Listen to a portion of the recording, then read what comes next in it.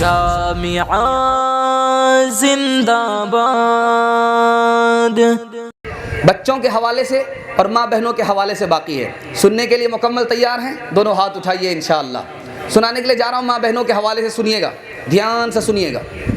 بڑی تعداد میں عورتیں ہیں جلسہ سننے کے لیے آئی ہیں۔ آپ دیکھیں گے جو عورت ساس بنتی ہے وہ بہو کو بہت زیادہ ستاتی ہے، جبکہ وہ کسی زمانے میں بہو تھی، اس کو ساس نے ستایا تھا۔ انصاف تو یہ تھا کہ اس کو ساس نے ستایا تھا، اس کی کوشش ہونی چاہیے ہم اپنے بہو کو نہ ستائیں، لیکن وہ اپنا دن بھول گئی، اس لیے جب ساس بنتی ہے تو بہو کو ستاتی ہے۔ اگر اس کو اپنا دن یاد ہوتا تو بہو کو خوش رکھتی اور بہو اس کو خوش رکھتی، اور گھر جو ٹوٹا پھوٹا تھا اللہ اس کو جنت بنا دیتا۔ ہر ساس بننے کے بعد اپنا پرانا دن بھول جاتی ہے۔ دوسری بات یاد رکھیے، دنیا میں آپ کو سب چھوڑ دے گا، لیکن ایک وفادار ذات ہے جو آپ کو کبھی نہیں چھوڑے گی۔ ایوب علیہ السلام کتنے سال بیمار رہے؟ 18 سال۔ ایوب علیہ السلام کتنے سال بیمار رہے؟ 13 سال۔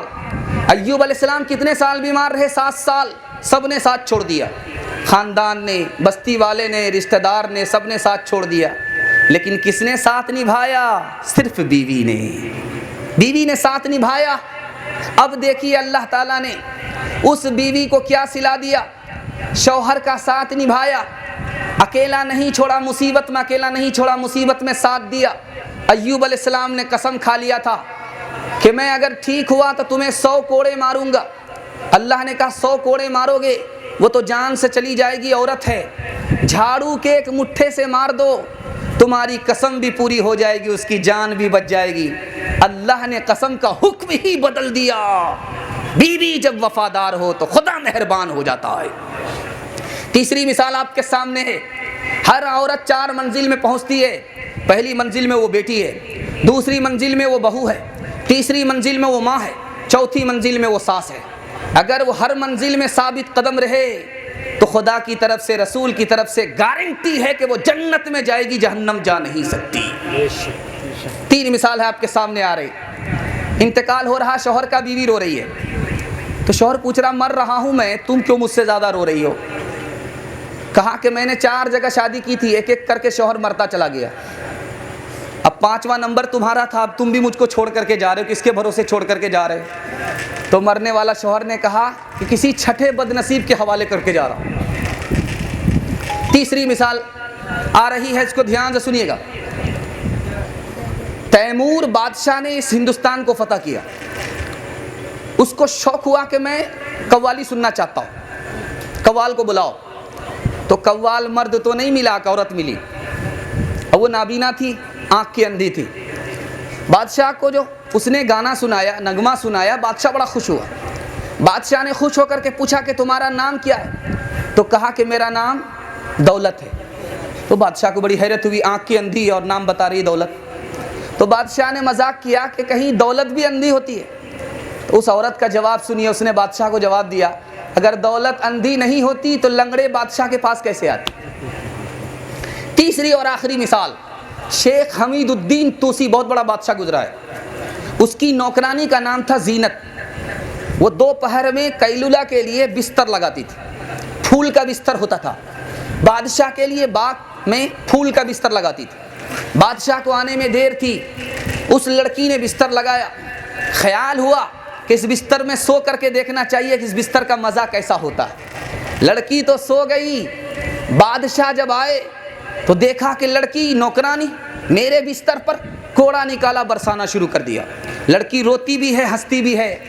بادشاہ کو حیرت ہوئی کہ مارتا ہوں چوٹ لگی اس لیے روتی ہے تو سمجھ میں آتا ہے، لیکن ہنستی کیوں ہے؟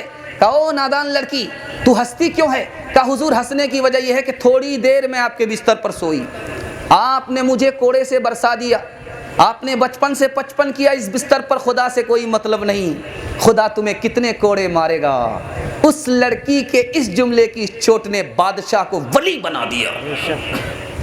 انشاءاللہ حکومت چلی گئی، کوئی فرق نہیں پڑتا، گھر میں بیٹھ کر کے بیوی پر حکومت کریں گے، ہاتھ اٹھائی، پھر ماشاءاللہ دانا پانی سب بند ہو جائے گا۔ ایک آدمی نے سر پر پیشانی پر ہاتھ رکھ کر کے کھجلانا شروع کیا کہ کوئی دیکھ نہیں رہا ہے۔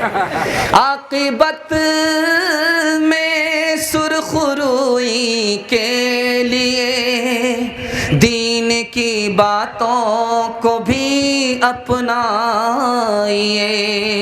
کس قدر دانا تھی پہلی عورتیں, یاد تھی قرآن کی ان کو آیتیں.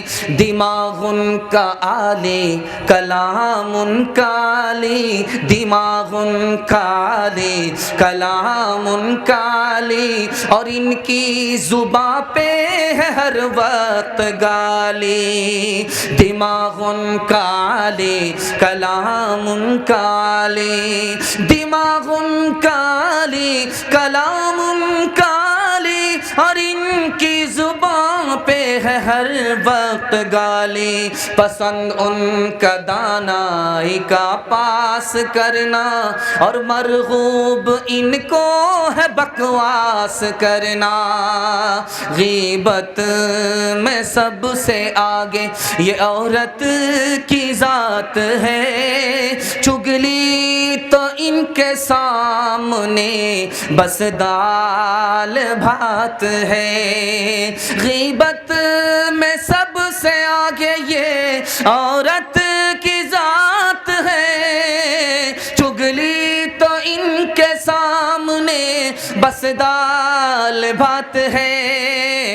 شوہر کے سامنے کوئی زینت نہیں رہی, بی فاطمہ سی اب کوئی عورت نہیں رہی.